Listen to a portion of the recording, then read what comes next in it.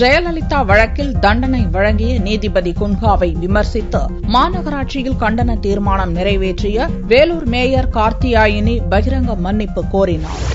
அதிமுக பொதுச் செயலாளர் ஜெயலலிதா வழக்கில் சிறை தண்டனை விதித்த நீதிபதி மைக்கேல் குன்ஹாவிற்கு கண்டனம் தெரிவித்து கடந்த செப்டம்பர் 30ஆம் தேதி வேலூர் மாநகராட்சியில் தீர்மானம் நிறைவேற்றப்பட்டது.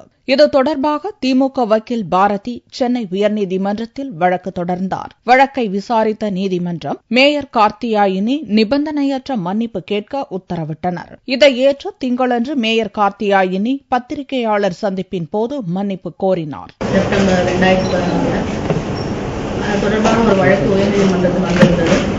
இந்த வழக்கின் மூலமாக ஊடகங்கள் மூலமாக மன்னிப்பு கேட்க வேண்டும் என்று ஆர்டர் வந்திருக்கு.